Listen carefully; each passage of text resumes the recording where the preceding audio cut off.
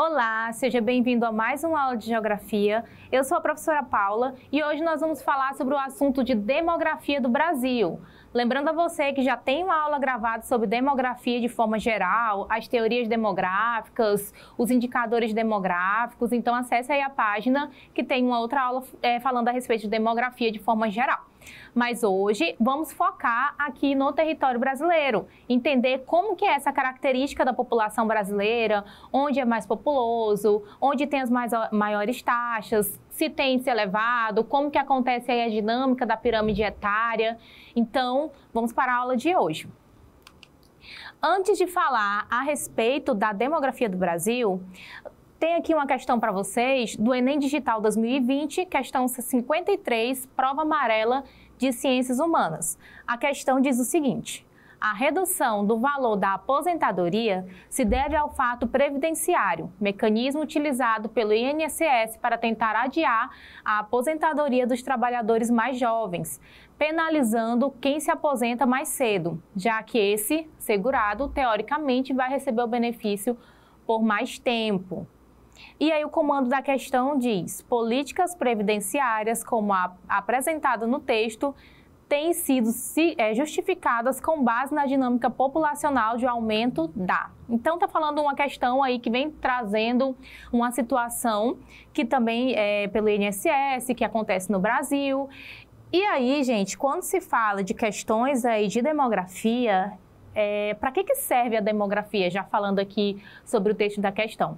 Para ver atitudes políticas voltadas aí para determinado ramo, né? Taxa de natalidade, expectativa de vida. E aqui já vem falando assim, olha, está sendo aí uma estratégia do INSS de poder para prolongar aí, né, como diz aqui na questão, né, para adiar essa aposentadoria. Tá? E aí vem falando aqui o comando da questão, políticas previdenciárias como apresentada no texto. Essa política apresentada no texto, ela tem sido justificada com base no quê? É isso que quer saber aí a questão. Lá no final da aula vamos retomar com vocês para poder entender e resolver essa questão, tá? Então vamos lá entender. Primeiro, que no Brasil, quem faz todo esse levantamento de dados é o IBGE. O que é o IBGE? Instituto Brasileiro de Geografia e Estatística. Então, o Brasil, quem faz esse estudo da população, traz essas taxas, te dá aí todo o relatório, né, que geralmente é feito de 4 em 4 anos, é o IBGE. Então, aparece lá na sua casa, às vezes, na casa de algum colega, não sei se já apareceu na sua, mas aquelas pessoas do IBGE, do censo ali, para fazer aquelas perguntas, não é nada de investigação sobre a sua vida, é para poder aí levantar essas informações, para poder colocar aí num banco de dados, para ver quais estratégias o país precisa elaborar, quais políticas precisam ser elaboradas de acordo com a característica aí dessa população, tá? Essa população que, como nós vimos na outra aula, quando fala de transição demográfica, ela muda durante o tempo. Então, o Brasil ele tem uma característica demográfica hoje que não era a mesma característica demográfica de 20 anos atrás. Tem todo um processo de transição, que inclusive o Brasil ainda está passando por isso, né? Transição demográfica, tá? Então, demografia, ciência responsável por estudar as dinâmicas da população, IBGE, Instituto Brasileiro de Geografia e Estatística, e esse censo demográfico, que é coletar os dados sobre as características e condições da população brasileira. Então, o censo demográfico, esse resultado aí de coletar os dados feitos pelo IBGE, e aqui tem um símbolo aí do IBGE. Tá.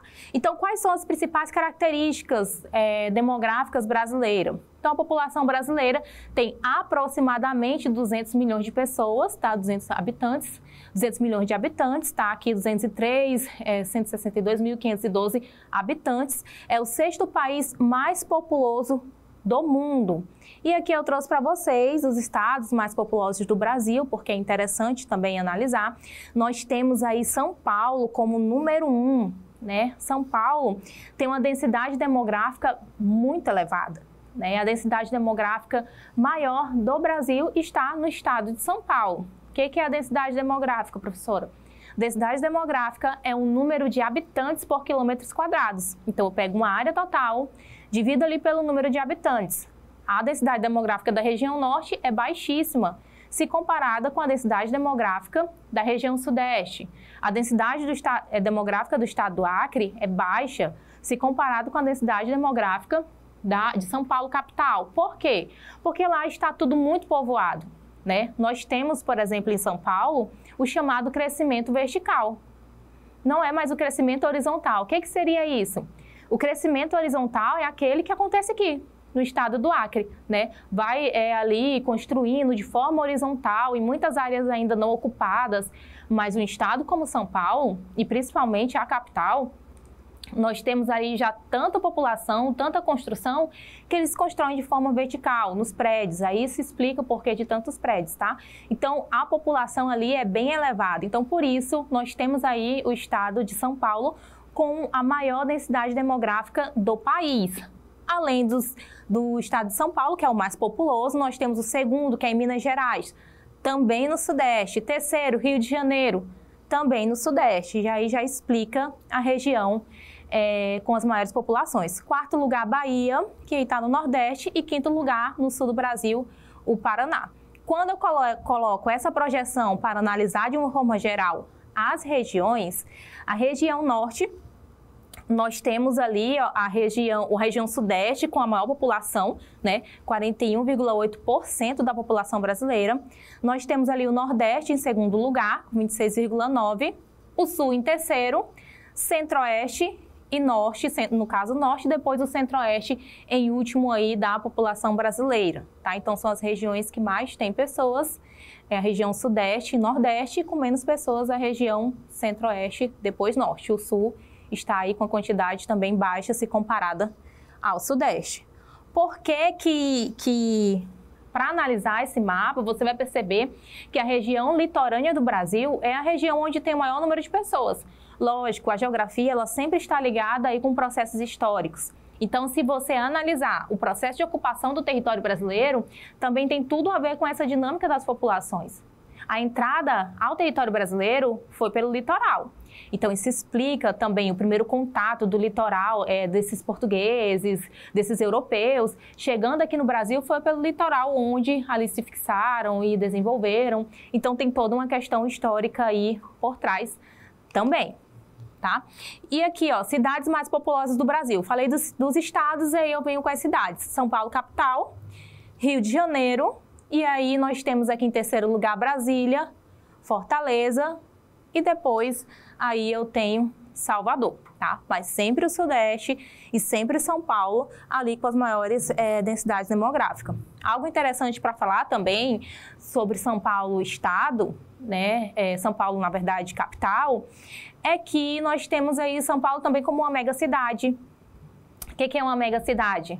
Uma cidade com muitos habitantes, né? Que é conhecida a nível mundial, acima de 2 milhões de habitantes. Tá? Então, se eu comparo uma cidade de São Paulo que tem mais de 1 milhão de habitantes e comparo um estado inteiro do Acre, por exemplo, eu vejo ali que o estado não tem uma população que pode se comparar com apenas uma cidade ali, São Paulo, capital, tá? Além disso, nós somos São Paulo também é uma cidade global, é uma cidade de referência, assim como Nova York para os Estados Unidos. Por que eu faço essa comparação? Porque Nova York e Estados Unidos, Nova York não é a capital dos Estados Unidos. A capital dos Estados Unidos é Washington, mas Nova York tem todo esse destaque aí a nível mundial por conta da sua influência. Assim como São Paulo também não é a capital do Brasil, mas tem um destaque pela influência, tá? No caso, capital do Brasil, Brasília. Características demográficas brasileiras. Densidade demográfica do Brasil, que é o número de habitantes por quilômetros quadrados, 23,86 habitantes por quilômetros quadrados, tá? Isso aqui é estudado de uma forma geral o território brasileiro. Então, tem muitas áreas que não são habitadas, né? Do Centro-Oeste, do Norte principalmente por conta da floresta amazônica. E aí também tem áreas muito habitadas, como o Sudeste, o Nordeste, mas quando cai aí numa média fica 23,86. Taxa de fecundidade, 1,76 filhos por mulheres. 1 a 2 filhos por mulheres, tá? O que é a taxa de fecundidade? Aí, relembrando, é o número de filhos por mulheres em idade fértil. Taxa de mortalidade, 8,5 óbitos para cada 1.000 habitantes. Gente, lembrando que esse é um dado mais próximo da atualidade, tá? O Brasil, ele nunca foi assim, sempre assim, tá? É algo que é do presente. A taxa de fecundidade do passado, por exemplo, há 10 anos atrás, 20 anos atrás, chegava a 4, 5 filhos por mulheres. Tá? Então, se você analisar ali os seus pais, seus avós, você vai perceber que a quantidade de filhos era bem maior e hoje em dia nós temos ali uma quantidade menor. Tá? E aí já lembra também o processo de transição demográfica, porque o Brasil está passando por essas mudanças. Taxa de mortalidade infantil, 12,59. O que é a mortalidade infantil? Número de crianças que morrem de 0 a 12 meses. Tá? Então, no passado foi bem maior, no Brasil tem dado aí uma baixada. Atualmente está em 12,59, que é um número relativamente bom. Lembrando que em algumas regiões tem mais, né, como Nordeste, Norte, e outras regiões tem menos, tá? Taxa de natalidade, 14,16 por 1.000 habitantes.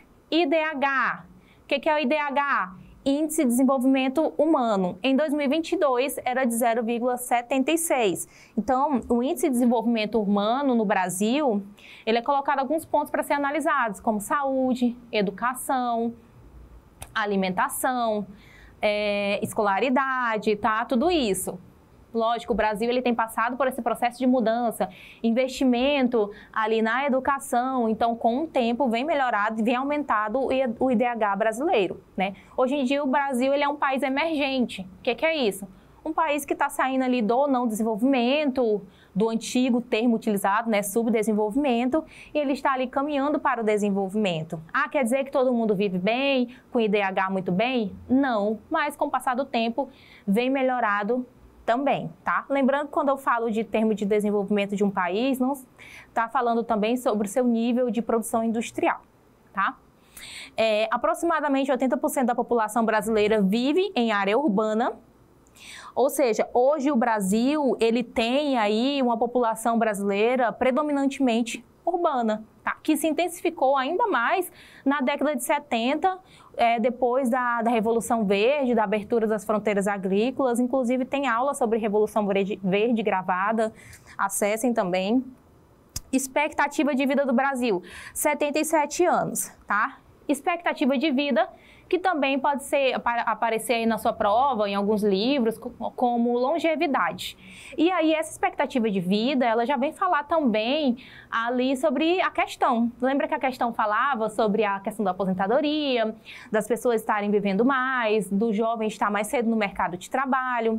Então, por que a expectativa de vida no Brasil, ela vem crescendo? Vem melhorando ali na base, na educação, na saúde. Um país ele só consegue melhorar sua expectativa de vida quando na base há ali investimentos e melhorias, né? A queda da taxa de natalidade também aí acaba gerando uma maior longevidade. Por quê? Porque políticas que eram necessárias ali para aquela primeira fase, muito investimento, passa a ser colocado em outras fases. Já que não tem tantos nascimentos, tem investimento, né? Porém, também há investimento em outras áreas. Isso vai ali aumentar a longevidade, a qualidade de vida, o acesso das pessoas a uma melhor saúde, uma melhor educação e, consequentemente, uma melhor saúde, tá? Divisão por gênero. Predominantemente no Brasil, né? Nós temos ali mais mulheres do que homens, 51,8% aproximadamente de mulheres e aproximadamente 48% de homens. Então, no Brasil, atualmente, temos mais mulheres do que homens. E aí nós temos uma pirâmide etária aqui, tá? Antes de eu mostrar a pirâmide etária do Brasil para vocês, vou mostrar aqui como que funciona, né? Então, nós temos de um lado mulheres, do outro lado homens. Temos aqui, quanto mais alto, maior a idade. E nós temos aí, quanto mais largo, maior é a quantidade de pessoas em cada uma dessas faixas etárias. Então, nós temos a idade ali do criança e jovens, tá? De 0 a 19 anos. No caso dessa pirâmide etária aqui, o maior número de pessoas ali está na primeira fase. Dos 19, 18 aos 60 anos, nós temos a aglomerado de pessoas da população economicamente ativa. O que é isso? As pessoas que estão ou deveriam estar trabalhando, né, ativamente na sociedade. E acima dos 60 anos nós temos ali os idosos, tá? E aqui eu trouxe para vocês pirâmides etárias do Brasil em diferentes momentos, né? Então, nós temos aqui a pirâmide de 1980. Se você observar com a pirâmide de 2000, já há uma grande mudança, tá? Então, nós temos aqui, como analisar uma pirâmide etária? 1980, aí eu observo a idade que está no centro ali, ó, de 0 a 70 anos, tá? E aí eu observo a largura, né? Aí dessa marcação de acordo com essas idades. Então, eu percebo aí que nessa primeira fase, de 0 a 19 anos, em 1980, existia um maior número de pessoas. Quer dizer o quê? Que existia uma alta taxa de natalidade. E eu percebo também que quando vai para a população economicamente ativa, que está aqui de verde, quando passa ali dos 40 anos, há uma mudança drástica, uma diminuição drástica aí na população. Ou seja, a taxa de mortalidade ali está alta. O que vai ser analisado nisso? O que está acontecendo nessa sociedade? Que tem uma alta taxa de natalidade. O que estava acontecendo no Brasil? Uma alta taxa de natalidade, de repente tem uma queda brusca na população ali acima dos 49 anos, então alta taxa de mortalidade. A partir desses dados vai ser analisado o que precisa ser investido, quais são os investimentos nessa sociedade para que haja uma mudança aí nessa configuração. Já que altas taxas de natalidades para um país de forma exagerada, nesse caso aqui não está tão exagerado, né? Mas se houver um exagero nessa taxa de natalidade, é um ponto de atenção para um país, porque vai necessitar de muitos recursos para essa base, né? E assim faltando em outras, tá? E também uma atenção sobre políticas ligadas à educação, já que foi comprovado que quanto maior é o acesso das pessoas à educação, ao conhecimento, diminui aí a taxa de natalidade. Isso se explica nos países europeus. Já em 2020, nós temos ali uma queda da taxa de natalidade, né? Essa parte aí da primeira idade, ela dá uma diminuída, leve diminuída, dá uma aumentada aí na população economicamente ativa, que são os adultos, ou seja, essas pessoas estão se mantendo mais na sociedade, a mortalidade já caiu um pouco mais, e elas estão chegando em maior quantidade ali na última fase, né, que é a fase dos 64 acima, que são os idosos. Ou seja, já houve uma melhoria na qualidade de vida dessa população, já houve um investimento na saúde, essa taxa de natalidade já caiu, já tem políticas mais voltadas para isso. E aí eu vou analisar a pirâmide de 2020, que já está ali por um processo, tudo isso que eu mostrei para vocês, essas mudanças, já está dentro da transição demográfica do Brasil.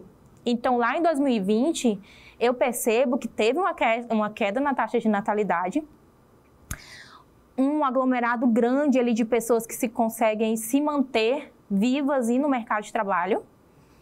E aí eu tenho um alargamento aí bem considerável dessa última fase dos idosos, comprovando que a expectativa de vida, a longevidade no Brasil melhorou, tá? Por conta de investimentos, de acesso ao mercado de trabalho também, de acesso à educação, de uma melhor saúde. Tudo isso vem ali ocasionar essa melhoria aí no IDH dessa população, tá? Então, aqui eu trouxe, né, essa imagem para vocês, que aí vem falando o seguinte: em 1960, a brasileira tinha em média 6 filhos. Em 1980, passou para 4 crianças. Já comprova lá, ó, a mudança da população. Em 2000, eram 2 filhos. Lembra lá que a pirâmide de 2000 deu aí uma diminuída brusca? E em 2020 será em média 1,5. Por que está acontecendo isso? Por que essa população, essa mulher, ela está aí